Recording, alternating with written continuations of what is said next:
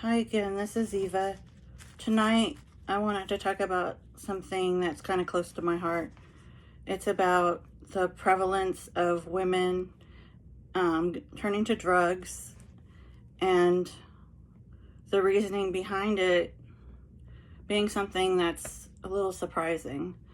And the reason a lot of times women get hooked on drugs or are incarcerated for drug use, which often is not really for distributing drugs per se.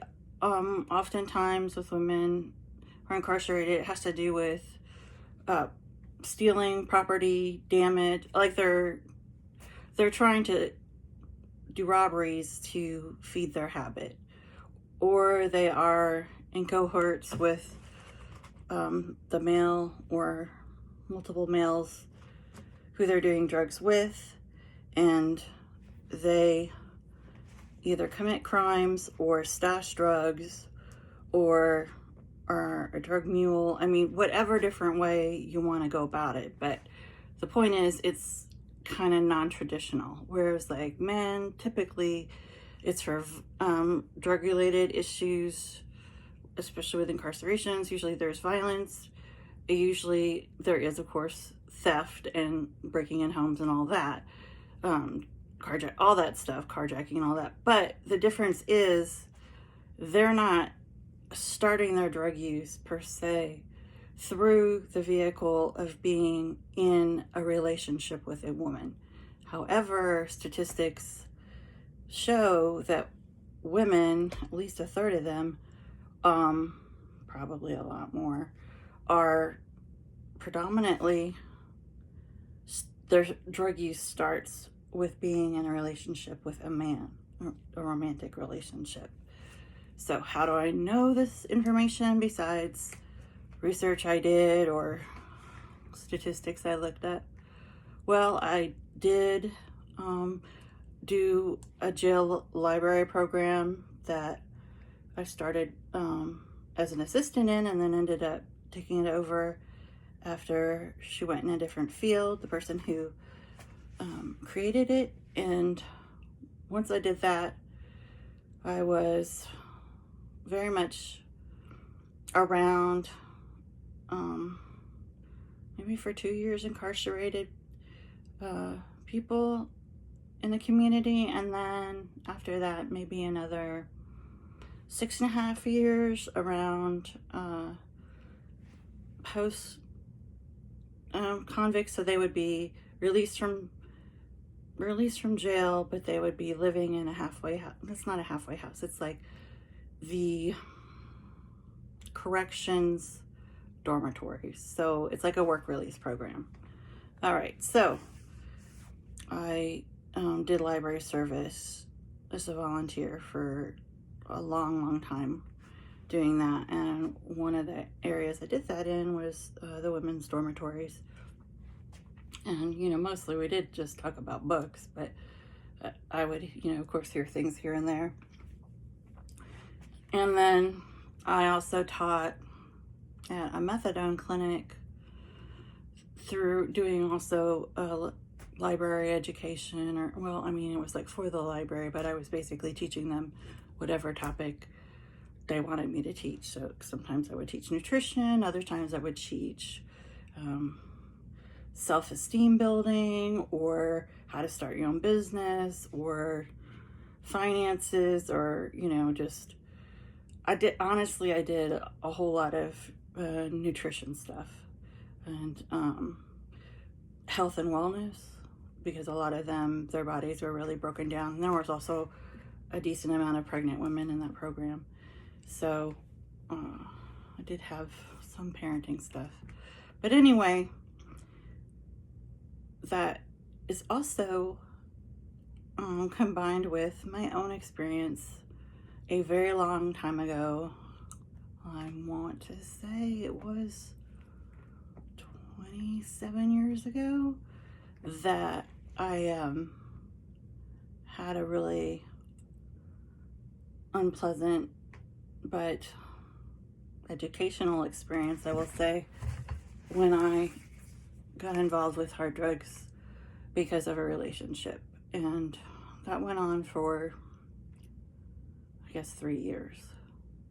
And then I went to 2 different rehabs, and after we broke up, and then it took me, after the second one, I think they were maybe 8 months apart, maybe a year apart. It took me till the second one, which was in an inpatient, like you're in there for 3 months, you didn't leave. And the first one was more like, I guess, like a country club. I mean, it was super nice and private, and I guess that's why that one didn't work. I was only there for, I think, 30 days.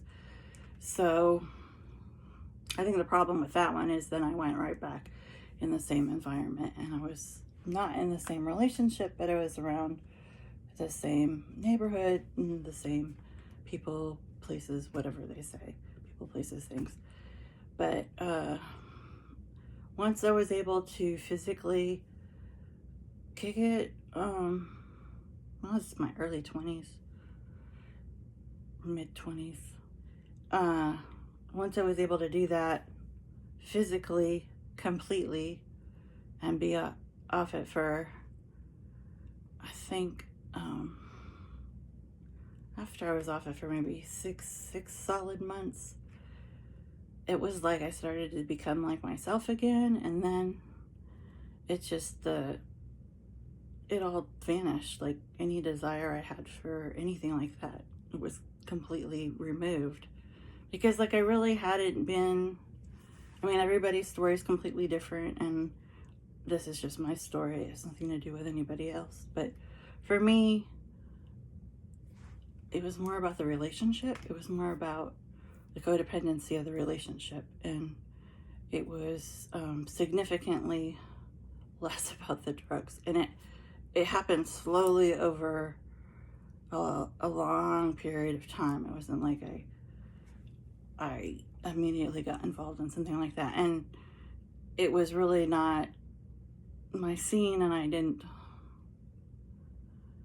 didn't feel like I belonged in that world, and I didn't really feel comfortable in it at all.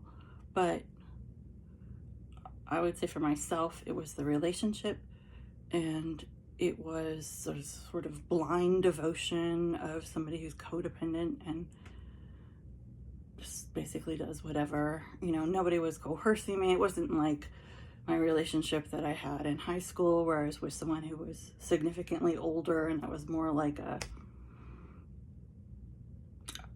controlled, somebody controlling me. Like, that was, what did they call that when you, Stockholm syndrome. That was more like that. I mean, not legitimately Stockholm syndrome, but it was more like, I don't know, I was so young. I was like 14, 15. It was more like that is in a separate video. I'm not even going to get into that. This was more like, I was just in love. I was really young. I really did not have any common sense. And I moved to the other side of the country by myself. And I thought I could handle it. And I thought I was a very strong person, and I would just persevere and make a life for myself. But that is not what happened. What happened is I got involved with someone who was terribly charming, terribly handsome, and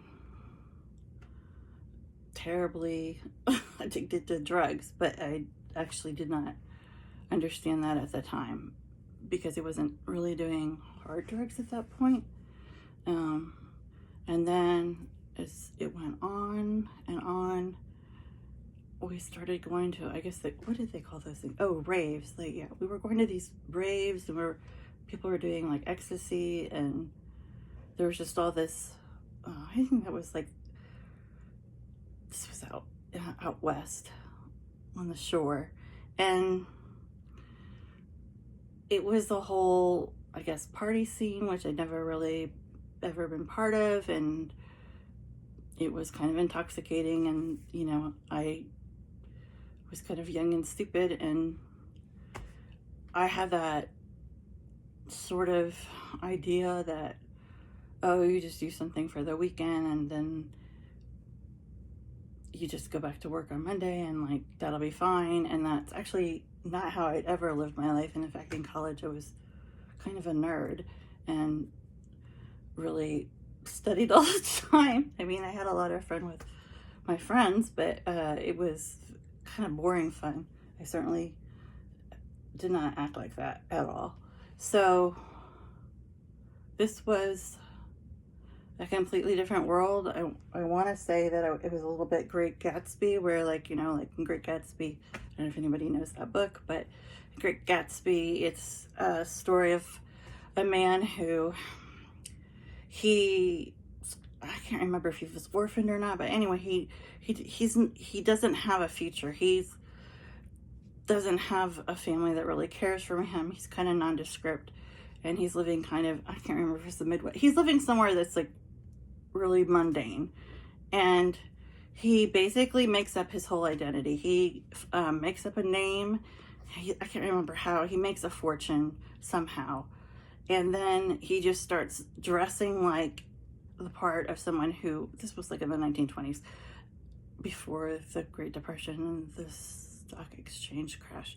And then the whole point of the book is like, he takes on this name, he takes on this persona, and he's around people who are like old money, and even though they're young and stuff, they're like the children of the old money people, or the grandchildren of the old money people. And then he has this big estate, and then he has these grand, amazing parties, and like he's known for like throwing the best party ever, and there's no expenses spared, and it's all like beautiful people being interesting, like without a care in the world, just famous people intermixed, and music, and it's all on this waterway. And why am I telling this story?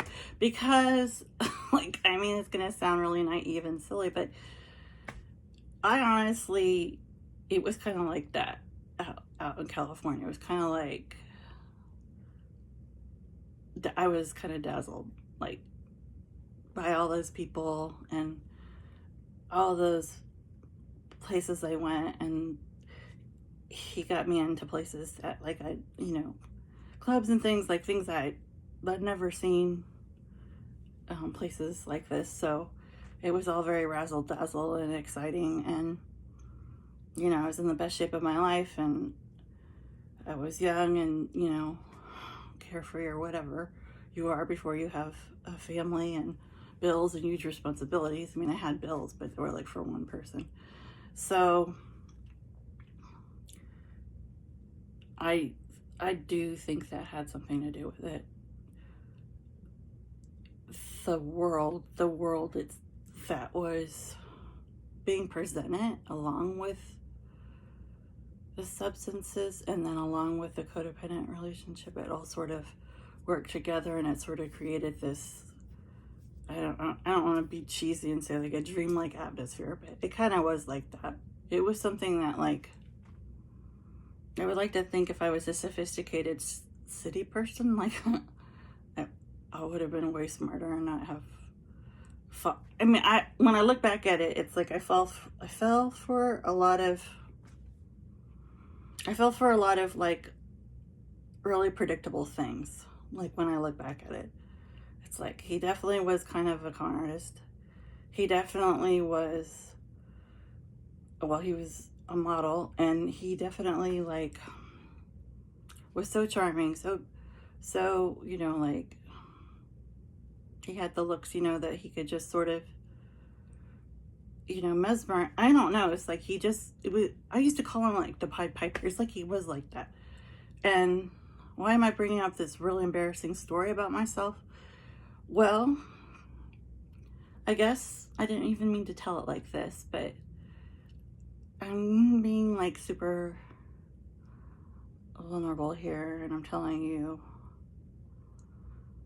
not a story that makes me look very good, but a story that could probably happen to anybody who was naive and young and was around a certain atmosphere they'd never been around. And I definitely gave people in that world, I definitely gave them like way more credit than they should have ever been given. You know, it was kind of just like, when you're around that, that's why I brought up The Great Gatsby. It's like,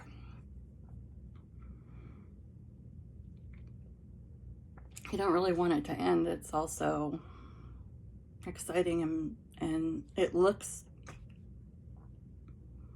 beautiful, but it's not. You know, I used to call it like a snow globe. Like, it was just like the snow globe that, you know, had like this perfect little world in it, and it looked so pretty, but it was all fake. Like, somebody constructed it and then somebody sealed it, so it was impenetrable. Like, you couldn't get out, you couldn't get in, like, unless you broke the whole thing, and then it'd be like smashed glass. And it's kind of like a good metaphor for it, because in the end, that's what it was. In the end, he ended up getting really like heavily addicted to heroin, and I guess I wasn't as much. And so being the like people pleaser I was, I would, you know, take care of him a lot, and then the rest of the time I would, you know, avoid all the people in my life who I knew before that, because I didn't want them to know like what was really going on. And the whole thing was, so I was like taking all the money that I would normally have paid for rent and giving it to drug dealers and stuff. I basically, after a while, you're just doing that and you're not even like enjoying yourself anymore. Like you're at the party, everything's amazing, and then next thing you know, I got pneumonia. I hadn't been paying my rent, so I think like some of the utilities got cut off. And then I remember having severe pneumonia. It took me like 3 weeks or something to get myself to the ER, and then was extremely ill, and then I ended up in the hospital. And then when I finally went home, it's like I had no job, no future. We'd definitely broken up by that time. And I remember like just having like a fever, like a really, really high fever, and being on this like mattress that didn't even have like sheets or, you know, like a blanket. All I had was, this is gonna sound really dramatic, but it was my grandmother's like old mink coat. She had this mink coat, and it was dreadful looking. It was not like nice. That's why I got that habit. And I think I used it like for Halloween for something. And I remember having like a slip dress on, like a cocktail dress, and then the shivering, having this crazy fever, and having to take all these prescription like antibiotics and all this stuff. And I don't think I knew how to even figure out how to take them because I was so ill. But then like friends came over and helped me, and then I remember I used that coat as like my blanket. And I remember like at one point coming in and out of like fever dreams and realizing I was like in this bare mattress with this old coat, and like here I was living in this amazing city. I used to have a good job. It was popular. Like I had things going for me, and I was highly educated at that point, and I was just throwing it all away. And I didn't even know, like if you would have asked me, well, how did this happen? How did you get here? I'm quite sure I wouldn't have the foggiest idea of what to tell you. But now that I look at it like decades later, and after I've done a lot of research on it, I realized like this is something that's happened to like a lot of women. Like they get involved with men who are, they're drug addicts, or they're, you know, hiding it or whatever. But what do they call that? High functioning drug addicts. Or they're just, you know, obvious ones, bad boys or whatever. And then time passes, and the next thing they know, they're on the hook for everything. You know, like they're just, things are happening around them, and they're doing things that in never in 1,000 years would they have ever imagined they would do it. And a lot of these women are mothers, and a lot of them, you know, probably really regret ever meeting that person or ever having that first experience, because it takes like literally everything away from you. It definitely takes your looks away from you. I was so skinny, and I like my skin, I looked, you know, so hollow, and you know, I looked like totally different. And it takes, like, I remember times where like my voice was hoarse, I couldn't even talk right. I mean, like, it takes your personality away. Like, you're just basically like a sick person. It's like you're basically volunteering to be a sick person, a sick, broke person, because there's nobody who isn't hooked on drugs who isn't broke and needing money. Like, literally, that is the description of it. And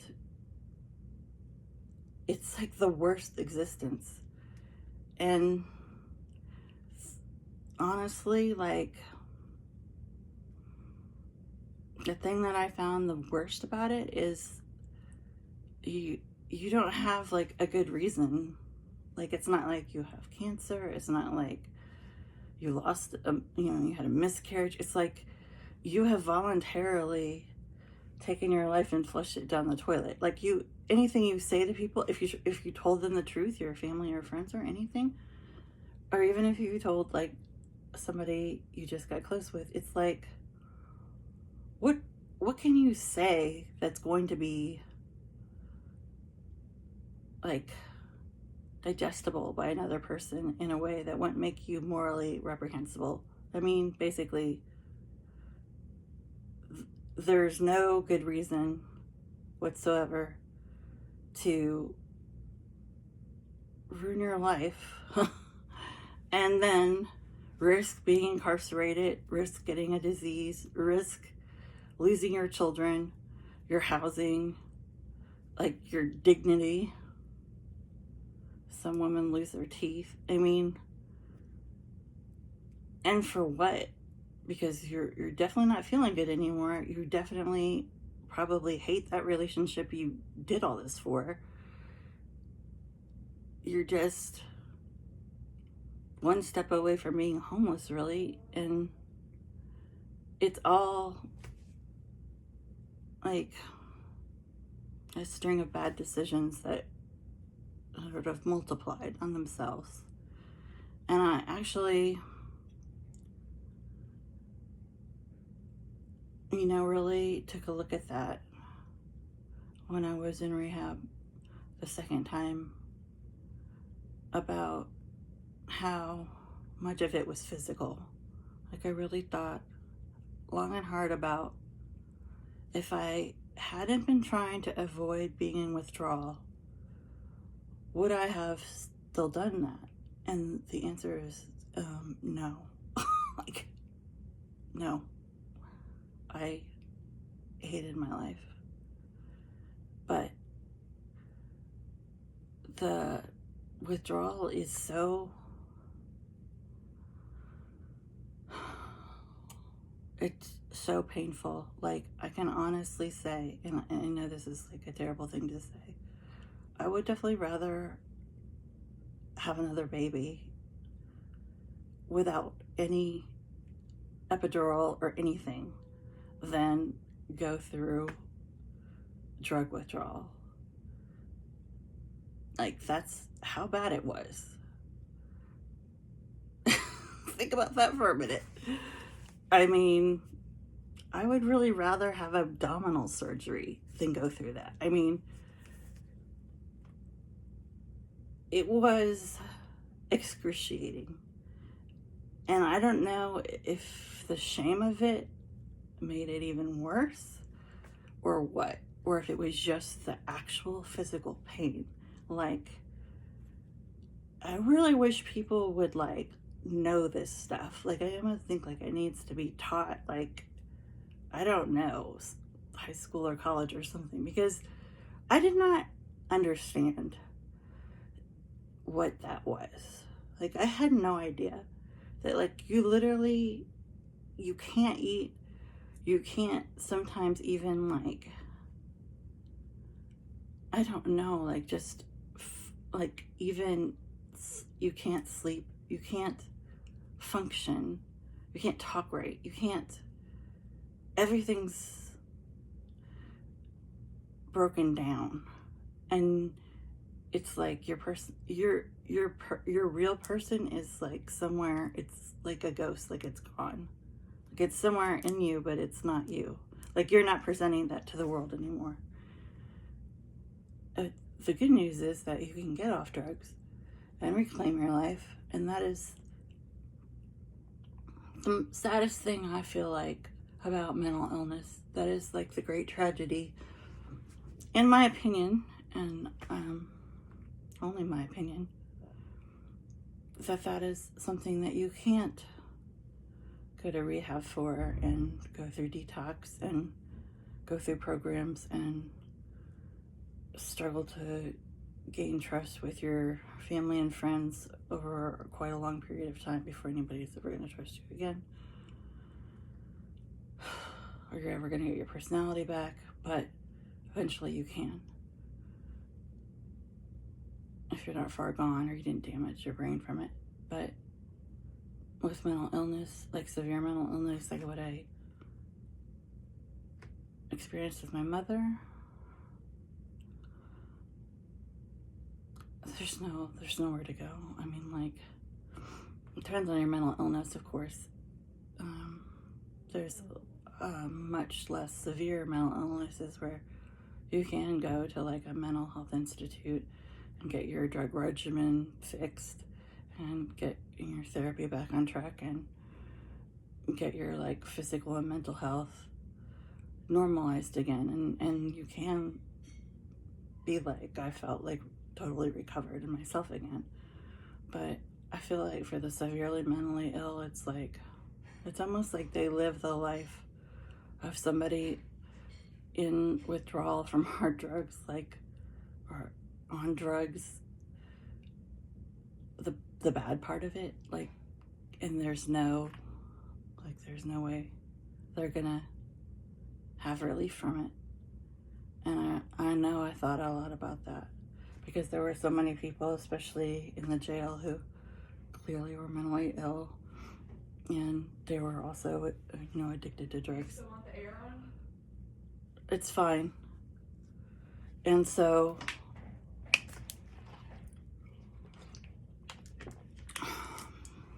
I guess that's all I'm going to say about that. I did, however, want to recommend a couple books.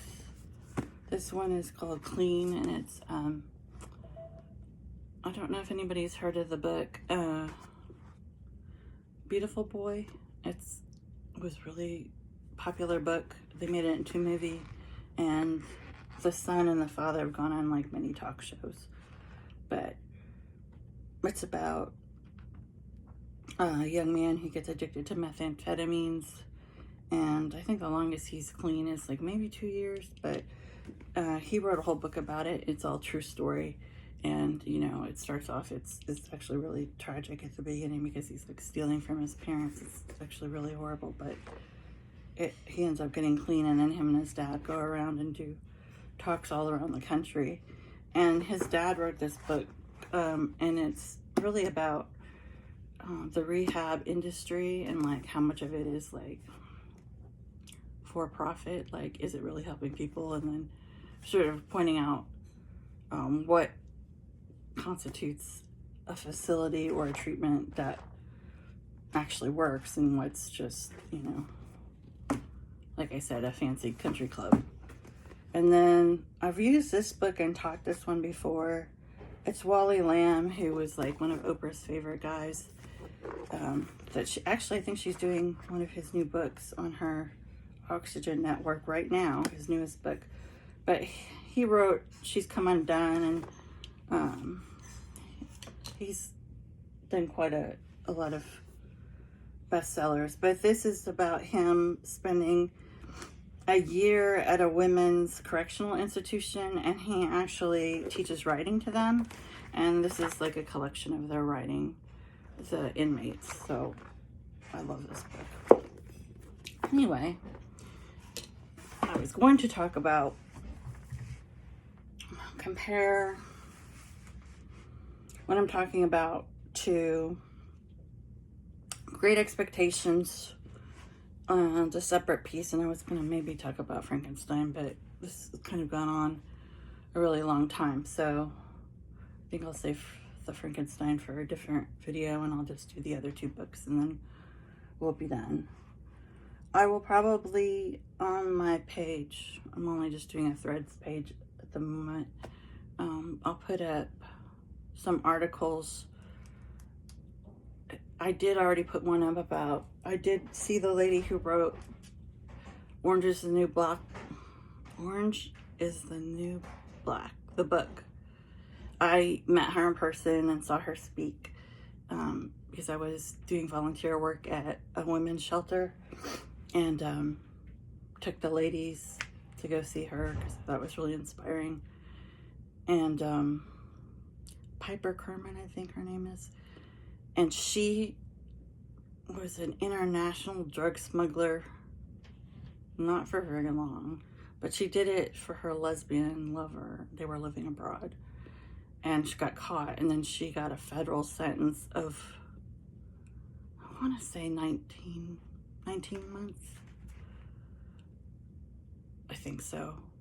It was not long, but I'm sure it was brutal. And then there was another woman, I know she works with the Clintons, and she was kind of around the same age. I'll have to post her article, but she was interesting because, what was her name? Oh, I don't want to look at my phone and find it. But anyway, she was super interesting because it was a first-time drug offense, and somehow she got a 29-year sentence. Like, I don't know what the specifics of that were, but she ended up becoming a national speaker for drug laws and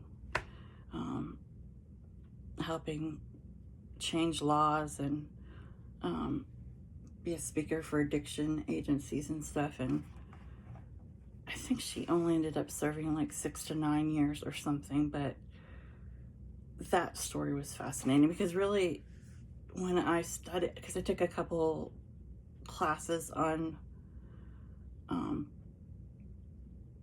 corrections, and I remember one of the things we studied is just the different eras, like during the Reagan era, you know, like different eras of laws, the Bush era, and like how the sentences would be like, you know, 3 strikes you're out, how all that came down the pike. So all of that is fascinating, and I will definitely probably volunteer again at a women's prison.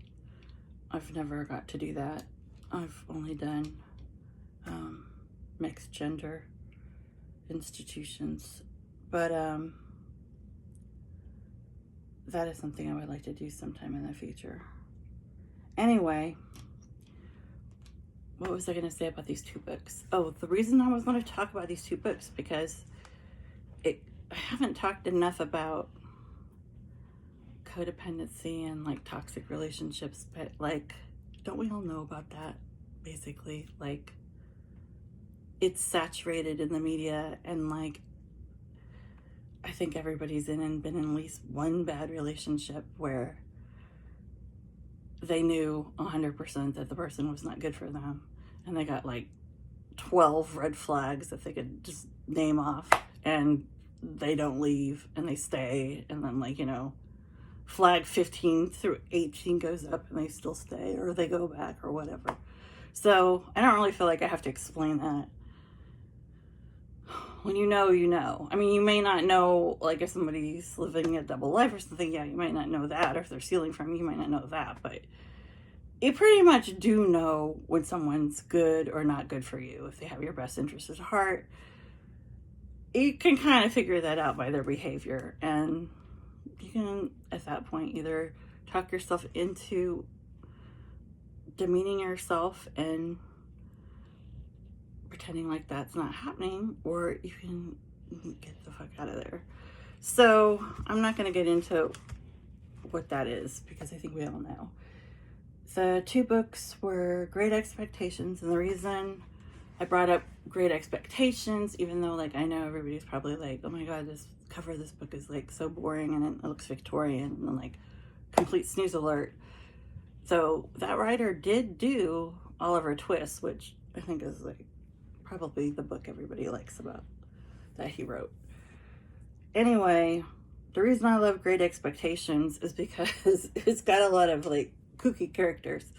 Like, there's this old lady, her name's Miss Havisham, and she lives in this, like, it looks like a haunted house, right? She lives in this weird, creepy house, and the young guy of the story, his name's Pip, and at the beginning of the story, he's at a cemetery, like, I think for his parents, because he's orphaned, and I think his Uncle Joe's raising him or something, who is just like, I can't remember. He has a very menial job, and he's at the cemetery, and then there's a convict there trying to, I mean, this is the turn of the century, who escaped convict, and he's trying to undo his shackles, and he asks Pip for food or something, and I guess Pip is like,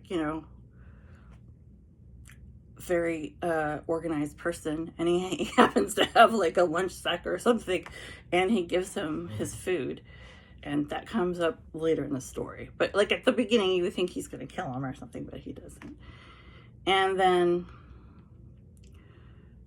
Pip, I know that's a silly name, it's like his nickname, he ends up going to this old lady's house, the haunted house, because I don't remember, he's supposed to do some sort of job for her.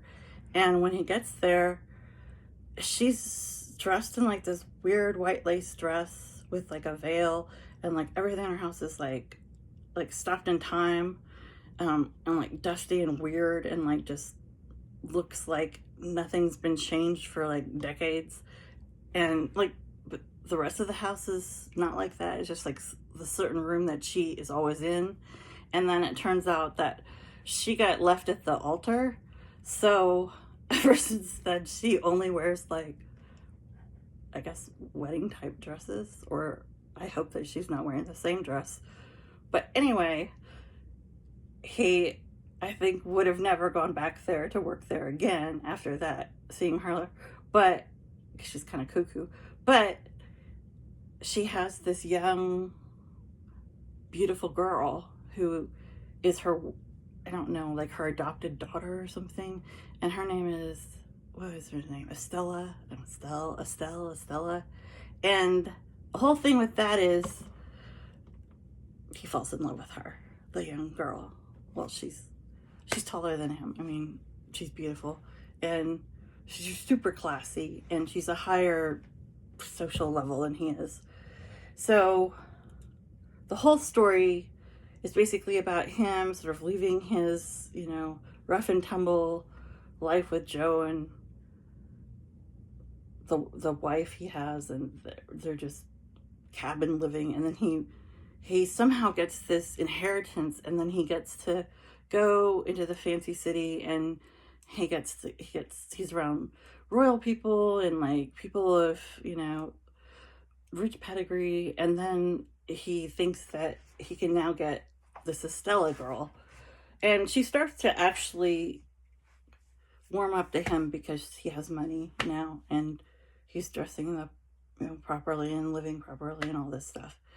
But the whole point of why am I telling you this story is that he falls in love really, not just with the way she looks, but the way she carries herself, with like her demeanor, like I guess what she represents, like, right? She represents like pedigree and class and like all the things that, he has no access to.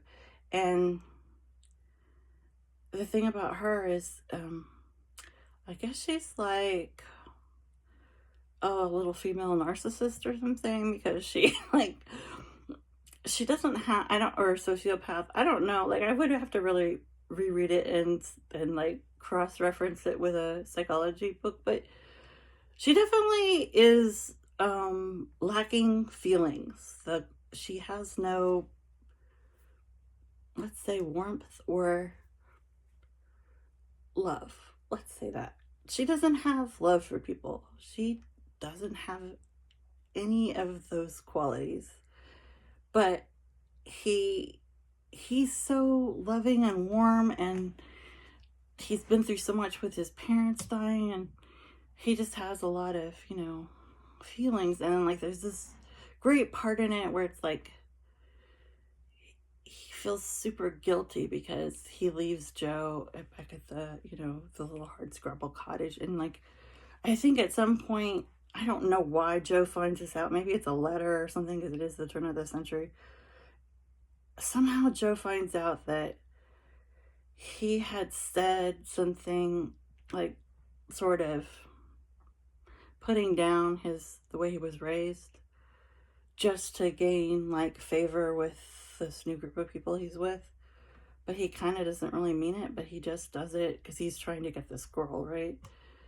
And then somehow Joe finds out and he's like crushed. And then I don't know. It's just like, it's like this part where Pip realizes he's like selling his real person for like money, and to have this girl on his arm, I guess.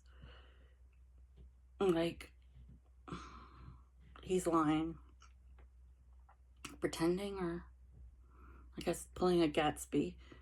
In the end, Estelle almost agrees to marry him, and there's all these scenes where they're like dancing together and stuff, but she's really cold, and she's really like, I'd say, uncaring. Like, she really doesn't like ever ask him anything about himself, or really engage him in anything really that would have anything to do with him. She's really just like, I don't know, wrapped up in herself and what she wants. And luckily for him, she finds somebody who's richer, and so she dumps him. So I would say luckily, because she was like the worst person ever, and it's really good he didn't marry her. And then he ends up marrying some like, girl who's, nice. But okay, here's the creepy part. This is why I brought up this story. The creepy part is he doesn't really care about it's not like he's like lacking feelings like her, but it's like he chooses to marry the nice girl or whatever, but he doesn't really, I don't think, he's not like in love with her. But it's like he feels like he was in love with Estella. But when you really like read the story and really like got into the characters, like I at like 22 was clear as a day when I had to read this in college, that like, okay, she didn't love him. Like, not even a little, like, I don't think she was even his friend, but it's like, he did not get it. And it's like kind of sad at the end, because it's like he's gone through all of this, and he had that big like epiphany about his Uncle Joe, and like the money. And then at the very end, we find out that that convict that he gave the sandwiches to is the one who gave him the inheritance. Somehow he did all these criminal underdealings or gambling.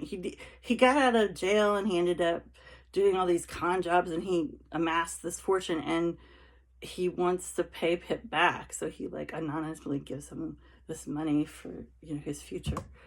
But that's why I told the story at the beginning. But the whole point of the story is, okay, so I am bringing up codependency. Like, what the heck? Like, there's a movie, it's not very good, but it's got Gwyneth Paltrow playing Estelle, which I don't think it's the right person, but I want to say Ethan Hawkins plays Pip, which also bad casting. But not that they're not good actors, it's just not the right parts. And the whole point of this was how, like, we can be so wrong about people. Like, how can we, like, be so blinded by what we think is attraction or love or lust or feeling, or who we think we're supposed to be with, maybe, like, because back then it was more about like what your family wanted and stuff. But it's like, it's kind of like that book really like, the great expectation is like the expectations he has once he gets this money, that his whole life is going to be like amazing, and then he just kind of fucks it up, I guess, in the love department. Like, he's clearly not, it's not clicking, you know. And like, if he would have ended up with her, it'd be like a terrible life, really, because she's not just uninterested in him. Like, she actually is really unfeeling. Like, I don't think she's capable of feelings. I think that's the whole point. Like, she is raised by Miss Havisham, like the lady who's like sitting in the wedding dress, you know, 30 years later.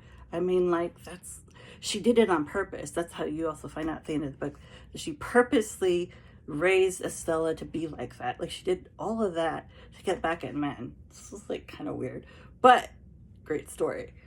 Anyway, I'm gonna not talk about A Separate Piece, and I'm gonna leave Frankenstein for another video because I'm already at, like, but it just whipped past 45 minutes, and I never like to make them longer than that. And actually, that's way too long. Anyway, but I don't know. Literature takes forever. Well, I hope you got something out of this. I didn't mean to tell some of those details of my life, but, you know, like, what the heck? If honesty helps other people, then, you know, good. And if it doesn't, then, you know, maybe you'll forget this video and it won't matter anyway. Okay, bye.